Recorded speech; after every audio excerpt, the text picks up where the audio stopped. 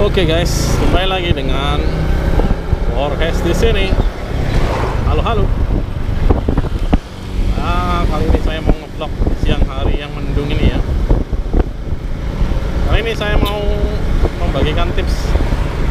Nah, ini karena naik Karisma ya, motor bebek, jadi saya akan sharing tips cara mengerem dengan motor gigi alias motor bebek ya. Ini motor bebek itu remnya ada di kanan semua ya. Yang satu di kaki sebelah kanan, satu rem juga di sebelah kanan. Jadi yang di tangan atau yang di sini nih yang kelihatan nih, ini adalah rem depan. Nah, kebetulan ini rem depannya udah cakram ya. Dan yang di kaki itu adalah rem belakang, dan di motor ini rem belakangnya masih tromol. Jadi kalau untuk di beberapa motor yang keluaran baru ya mungkin dua-duanya sudah pakai cakram ya, depan belakang udah pakai cakram. Nah kalau yang motor saya ini ya, ini motor sejuta umat lah ya, motor kayak Supra, Astrea gitu ya, Karisma kayak gini, Rapid, Pra X, dan lain-lain ya. Bisa juga dari merek sebelah kayak Yamaha, Vega, Jupiter gitu ya. Terus dari Suzuki juga ada Smash, ada Shogun kayaknya kopling ya. Kayaknya ini Smash doang sih. Varian-varian Smash lah ya. Kalau Shogun biasanya pakai kopling ya. Nah, jadi itu pengereman sendiri yang bisa saya lakukan itu adalah masih sama ya. Caranya masih sama, tekniknya masih sama, yaitu pakai kedua rem secara bersamaan dengan proporsi yang sesuai ya. Jadi kalau kamu kecepatannya tinggi, disesuaikan aja porsi untuk ngeremnya. Biasanya sih lebih banyak atau lebih dalam untuk menekan si rem kakinya ya, karena tenaga kaki sama tenaga tangan kan beda ya, lebih kuat tenaga kaki biasanya. Jadi untuk pengereman kakinya yang di kanan ini ya, pengereman kakinya ini biasanya lebih dalam ya, apalagi tromol kayak gini. Kalau udah cakram depan belakang biasanya sih lebih santai ngeremnya, nggak terlalu diinjak banget ya untuk yang di rem kaki ya. Kalau yang di rem tangan sebetulnya ini juga penting ya. Jadi pakai keduanya. Kalau dibilang nanti kalau pakai rem depan nanti bakalan slip atau apa namanya ya, slip lah ya, alias apa itu, terprosok atau apalah itu ya, ketakutan seperti itu ya mungkin ya, yang pakai rem depan ya. Jadi saya udah pernah punya pengalaman ya, motor ya mirip kayak gini ya, Supra Fit S itu saya nggak pernah pakai rem depannya sama sekali ya. Jadi ketika di kecepatan tinggi, ketika diperlukan untuk ngerem dengan kekuatan yang cukup, ternyata rem belakang doang nggak cukup kekuatannya. Ini udah pernah saya ceritakan juga kalau saya tuh baru belajar naik motor kayak gini ya, motor bebek itu di persimpangan gitu ya, dari lampu merah seperti biasa ya, lampu merah weng weng weng, menaikkan giginya cepet gitu ya. Nah ketika mau belok ternyata saya terlalu kencang, jadi di depan ada truk juga mau belok dengan pelan-pelan ya. Jadi saya cuman pakai rem belakang doang, jadi rem belakang doang ya, diinjak sampai kandas, sampai mentok. Tapi dia motornya berhentinya malah nggak sesuai yang saya inginkan ya. Jadi di situ pelajarannya saya ambil, yaitu kalau ngerem ya pakai keduanya ya. Apalagi apalagi kalau motornya masih tromol yang belakang. Nah kalau yang belakang sudah cakram juga sebetulnya itu juga beresiko ya, beresiko kalau di kecepatan tinggi terutama kunci dia karena terlalu dalam ya, terlalu dalam nginjak rem belakangnya ya, biasanya bisa terjadi ngunci ya, ngelok. Nah itu juga berbahaya, bisa slip juga bannya, bisa ya itu mencoba untuk menghentikan motor dengan laju yang cepat di kecepatan tinggi misalnya ya, itu sangat tidak disarankan. Jadi kalau pakai rem doang ya, tapi bisa juga diakalin kalau misalnya menurunkan giginya ya, cuman ya siap-siap aja mesinnya jadi sakit. Ya, jadi terutama ya naik motor ini terutama enaknya itu kalau di jalan turunan. Nah kalau Matic itu full mengandalkan remnya aja.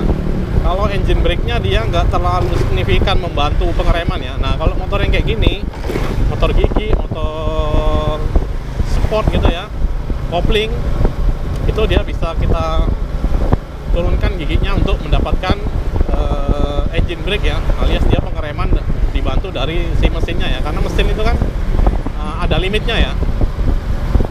Misalnya di gigi 1, misalnya kecepatan 20 km per jam itu dia udah limit gitu, udah ngamuk dia, weng gitu. Nah, ketika kita jalan turunan, kita pakai gigi 1, dia bakalan membantu kita ngelimit si motornya ya, nggak bablas. Kalau kita di turunan kita pakai gigi 4, ya dia bakalan bablas-bablas aja ya. Dia bakalan bablas-bablas aja. Cuman pengeremannya doang. Nah, jadi kalau naik motor ini saya selalu pakai keduanya ya.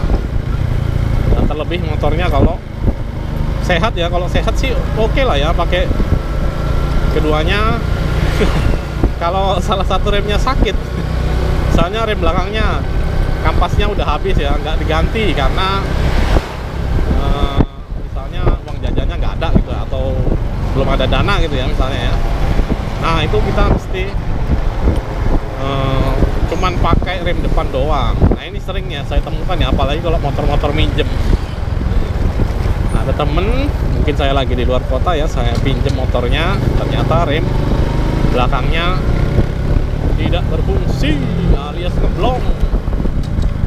Mungkin karena kampas remnya habis atau memang nggak dipasang aja remnya, udah. Pajangan doang ini. Pijakan remnya cuma pajangan doang ya. Nah kalau dapat yang normal yang bagus sih nggak apa-apa, nggak masalah ya. Nah, kalau cuma dapat yang mengandalkan satu rem aja ya, itu bisa berbahaya ya. Kalau kita cuma taunya ngerem itu pakai rem kaki, terus suatu saat kita dapat atau terpaksa ya terpaksa minjem motor atau naik motor yang rem belakangnya nggak ada atau nggak berfungsi ya, jadi cuma bisa pakai rem depan doang. Nah itu bakalan lebih sulit ya, karena ketika mau ngerem jadi takut tergelincir, takut keprosot, takut slip bannya, jadi sama sekali nggak ngerem. bablas aja ketemu tembok baru di ngerem.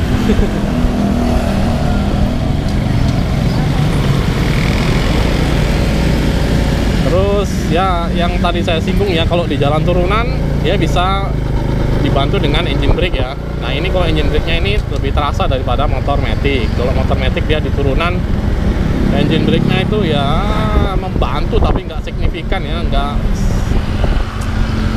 akan mengurangin kepegelan tanganmu menarik remnya. Akan tetap sama pegelnya ya. Tapi kalau ini bisa sangat membantu sekali ya engine brake ya. Misalnya turunannya curam banget, kamu turunkan ke gigi 2 misalnya, atau kalau memang udah curam sekali ya gigi 1 tapi di losin, biasanya itu lebih enak ya daripada gigi 2 tapi sambil ngerem. Biasanya gigi 1 di losin aja gitu. Ya udah dibiarkan aja dia jalan. Ya, jadi kalau ini sendiri kalau di kecepatan tinggi ya itu bisa juga dipakai engine brake-nya ya, tapi mesti harus bisa menurunkannya dengan cepat yang pertama, terus harus tahan juga dengan si hentakannya ya kalau turunkan gigi ya, terutama di kecepatan tinggi. Kalau misalnya dari gigi 4 turun ke 2 aja itu sudah terasa itu bakalan mong gitu dia. Apalagi kalau turun ke gigi 1 ya bakalan lebih terasa lagi ya hentakannya ya, karena dia engine brake-nya di limit sampai ke kecepatan tertentu. Nah, misalnya udah kecepatan 80 nih, tiba-tiba nggak tahu ya, tiba-tiba ada Superman lewat lah, ada siapa lewat lah ya pengen berhenti tiba-tiba ya. Syukur-syukur nggak ada pasir. Kalau ada pasir ya mau ngerem gimana juga, lanjut ngerosi juga ampun sih kalau kecepatan segitu disuruh ngerem ya. Ada pasir gitu ya. Kalau jalanannya biasa-biasa aja kayak gini ya, normal-normal aja, nggak berpasir, aspal gini, oke, masih oke. Kalau jalannya kondisinya berpasir atau jalanannya masih yang batu-batu gitu ya, batu-batu sama tanah gitu, nggak mungkin juga sih kecepatan tinggi ya di sini ya. Nggak tahu, misalnya baru ketemu ya, ini jalan aspal panjang, terus tiba-tiba di depan sana jalan batu-batu gitu ya. Ya mau nggak mau, nggak usah dipaksakan ngerem, mau nggak mau ya motornya disiksa lewatin batu-batu, dua sampai kita ngerem sedikit sampai diturun giginya. Kalau ngerem langsung biasanya slip, reset ya. Jadi itu aja sih ya kalau untuk tipsnya pengereman di motor bebek seperti ini ya. Nah, ini motor bebek ini enak ya, cukup enak ya, makanya saya belinya motor bebek ya. Kalau yang motor matic ngeremannya kurang ya capek tangannya dua-dua. Kalau ini kan sambil yang satunya di kaki, yang satunya di tangan ya, apalagi tangan kanan, karena normalnya atau kebanyakan orang Indonesia itu kan dia tangan kanan ya, lebih itu ya, lebih dominan tangan kanan ya. Jarang sekali orang Indonesia yang kidal ya, jadi kekuatan di tangan kanannya cukup lah untuk narik rem. Kalau naik motor matic kan dia remnya dua nih, kiri kanan. Biasanya yang sebelah kiri itu tenaganya, kekuatan tangannya ya nggak akan sama dengan yang tangan kanan.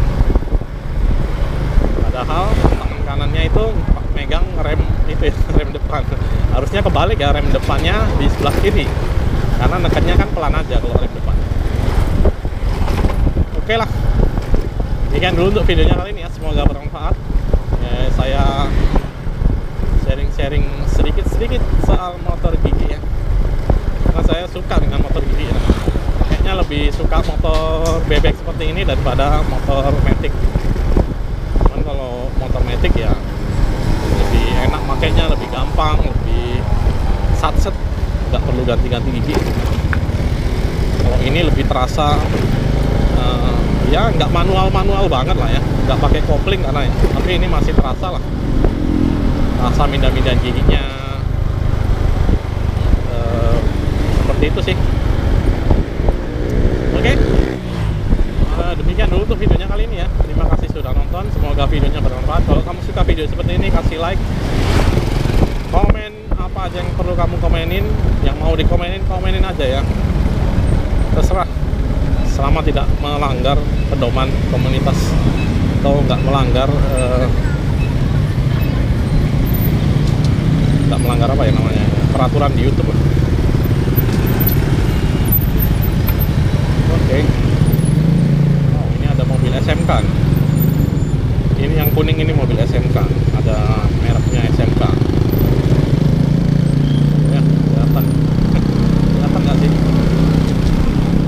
Oke ya, jangan lupa juga di subscribe channelnya supaya semakin banyak subscribernya, supaya saya dikirimin play button sama Google ya. Dan share juga untuk video-video belajar naik motor di channel ini kepada temanmu, saudaramu, orang tuamu, siapapun yang lagi atau pengen belajar naik motor. Terima kasih sudah nonton. Progress sign out dan bye.